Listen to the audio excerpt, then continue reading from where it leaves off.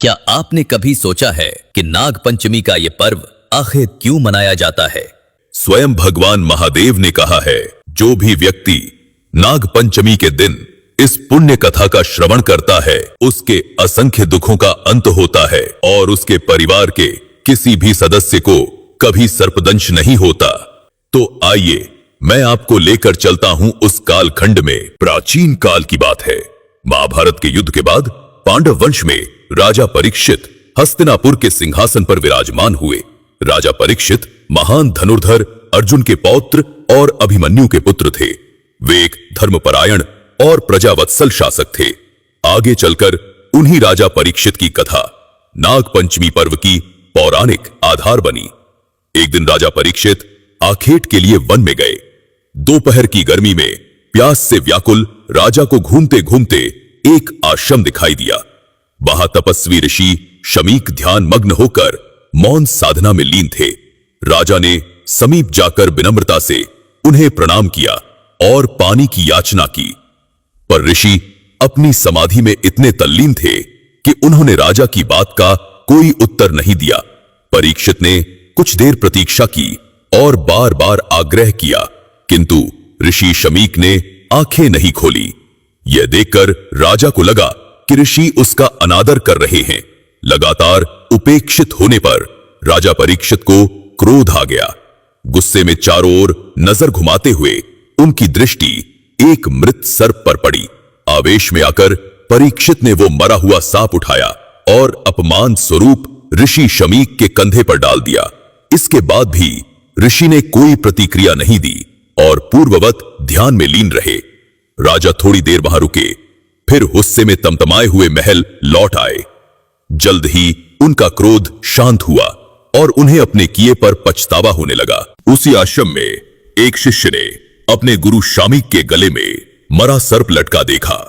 यह दृश्य देखकर वो अत्यंत क्रोधित हो गया और पास ही दूसरे स्थान पर तपस्या कर रहे ऋषि शामीक के पुत्र श्रृंगी के पास दौड़ गया। शिष्य ने ऋषिपुत्र श्रृंगी को सारी घटना बताई। राजा परीक्षित ने आपके पिता के साथ ऐसा घोर अपमान किया है। श्रृंगी मुनि ये सुनते ही आग बबूला हो गए। युवा श्रृंगी स्वयं तपस्वी और तेजस्वी थे, पर स्वभाव से अत्यंत क्रोधी भी थे। अपने पिता का अपमान सुनकर उनका क्रोध 7वें आसमान पर जा पहुंचा। तिल मिलाकर उन्होंने हाथ में जल लेकर राजा परीक्षित को भयंकर शाप दे डाला। श्रृंगी ने क्रुद्ध स्वर में घोषणा की, जिस दुष्ट राजा ने मेरे तपस्वी पिता का अनादर किया है, वह ठीक 7वें दिन तक्षक नाम के नाग द्वारा डसा जाएगा और उस नाग के विष से उसकी मृत्यु निश्चित है। कुछ समय बाद ऋषि शमीक अपने ध्यान से जागे। उनके गले में मृत सांप देखकर वे विषाद में डूब गए। आश्रम के शिष्य ने उन्हें सारी घटना और श्रृंगी द्वारा दिए गए शाप के बारे में बताया। यह सुनकर ऋषि शमीक चिंतित हो उठे।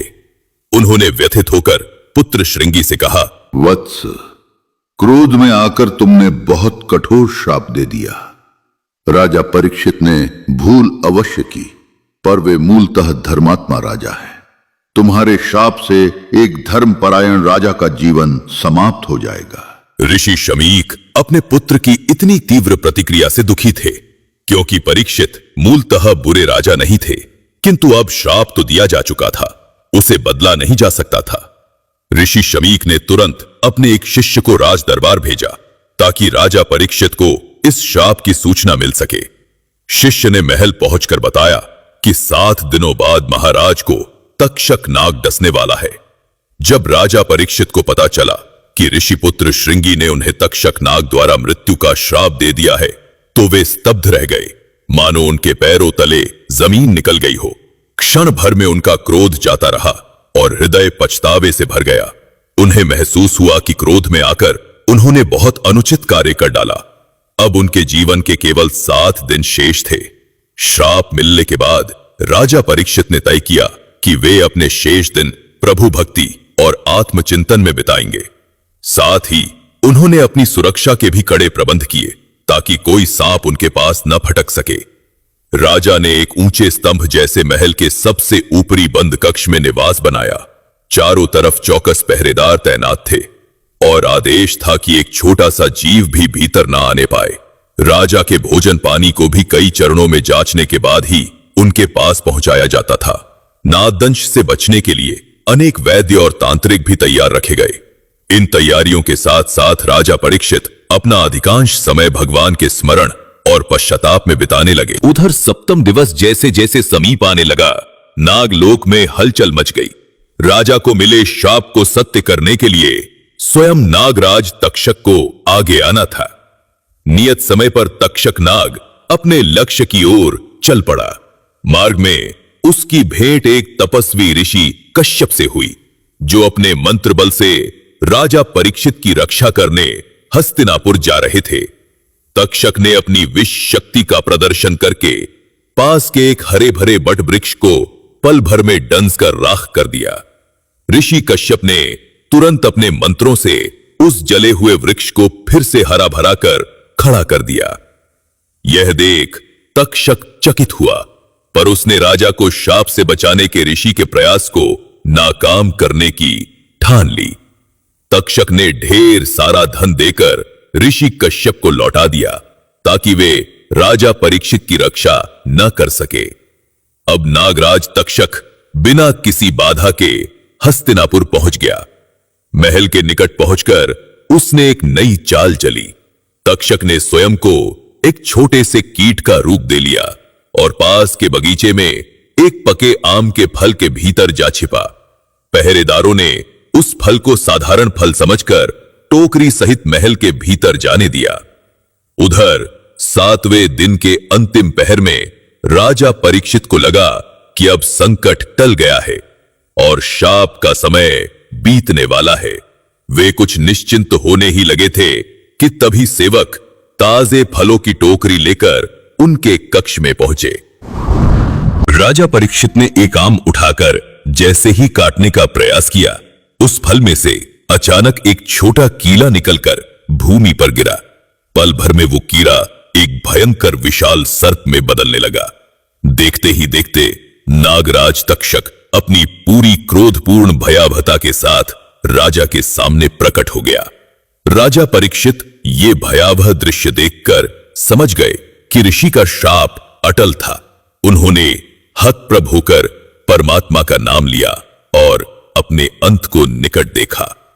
अगले ही क्षण तक्षक बिजली जैसी तेजी से लपका और उसने राजा परीक्षित को डस लिया।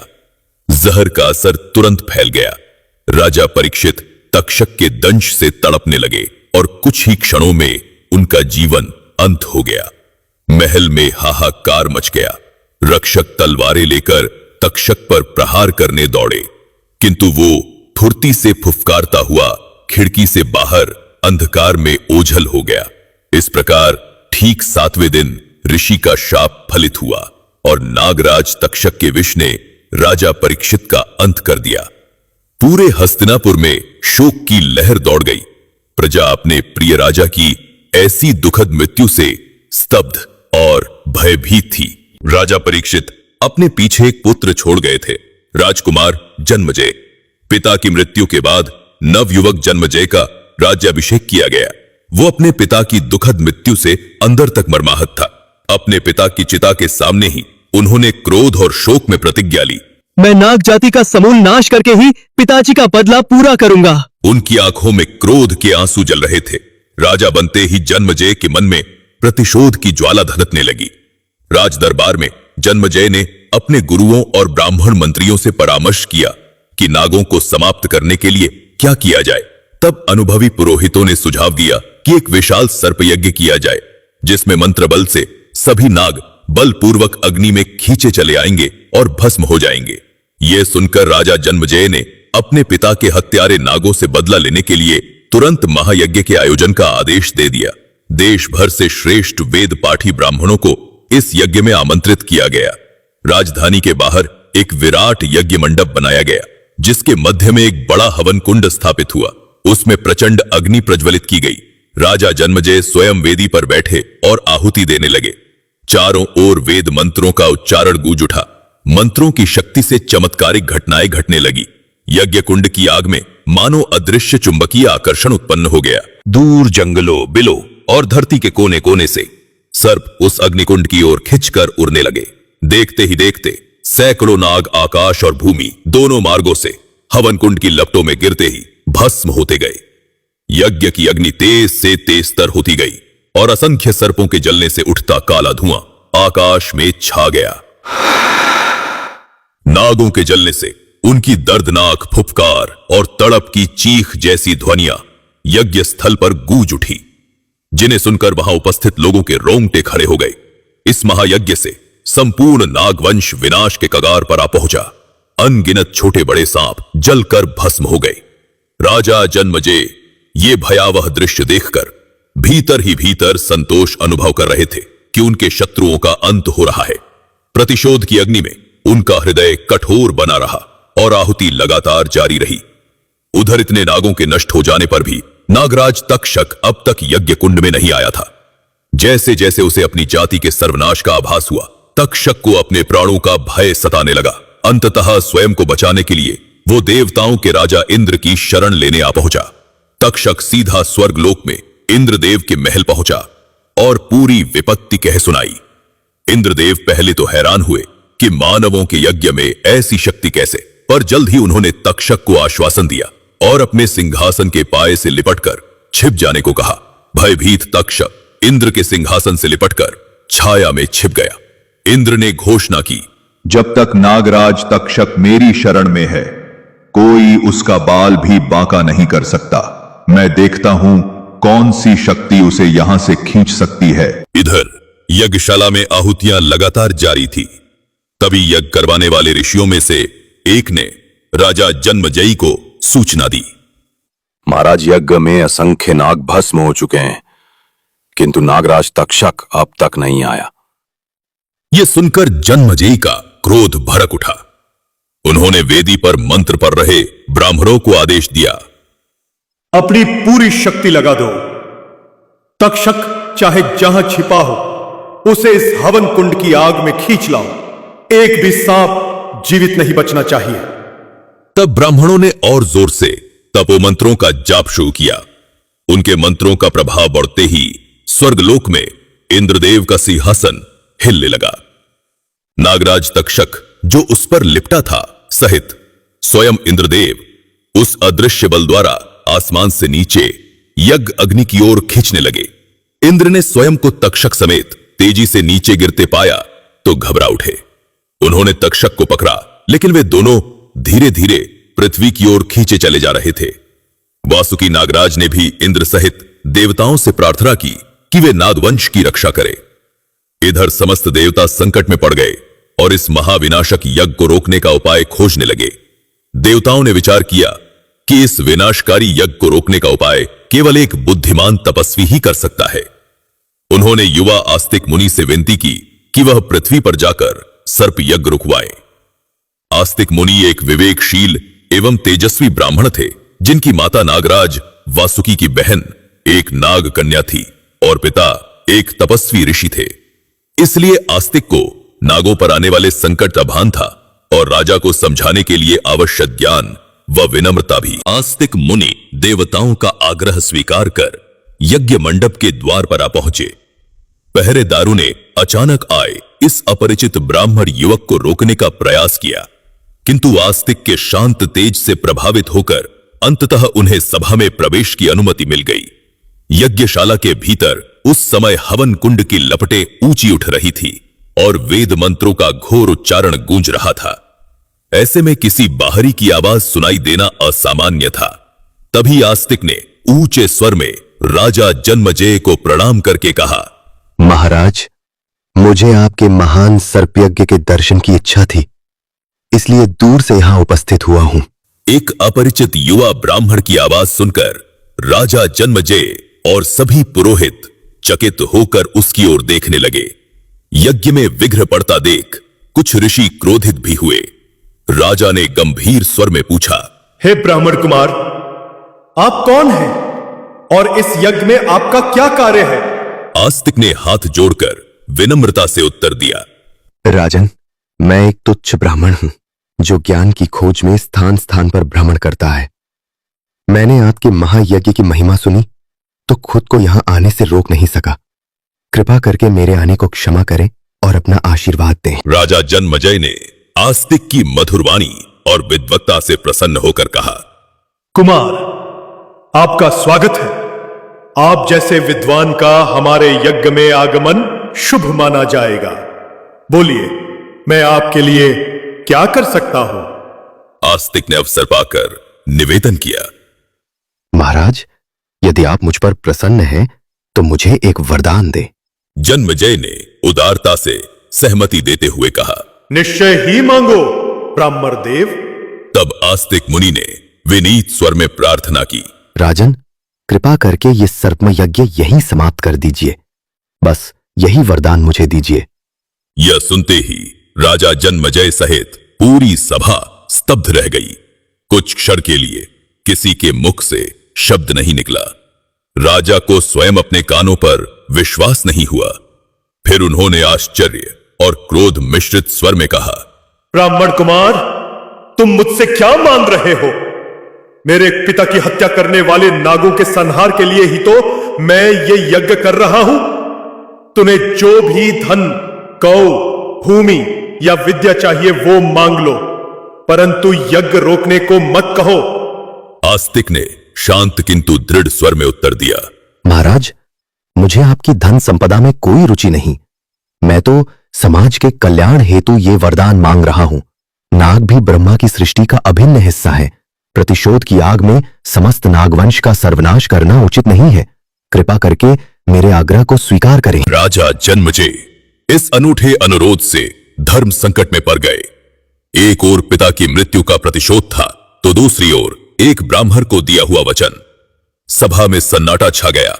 अंततः जन्मजय ने निश्चय किया कि एक क्षत्रिय राजा को अपना वचन हर हाल में निभाना चाहिए। उन्होंने भारी मन से घोषणा की कि आस्तिक मुनि की मांग के अनुरूप सर्प यज्ञ यहीं पर समाप्त किया जाता है। राजा का आदेश मिलते ही मंत्रोच्चार थम गया। हवन कुंड की प्रज्वलित आग को शांत करने की प्रक्रिया शुरू कर दी गई।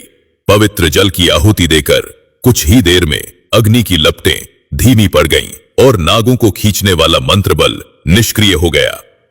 उसी क्षण स्वर्गलोक में इंद्रदेव ने अनुभव किया कि उनका सिंहासन कांपना बंद हो गया है। नागराज तक्षक भी सकुशल थे।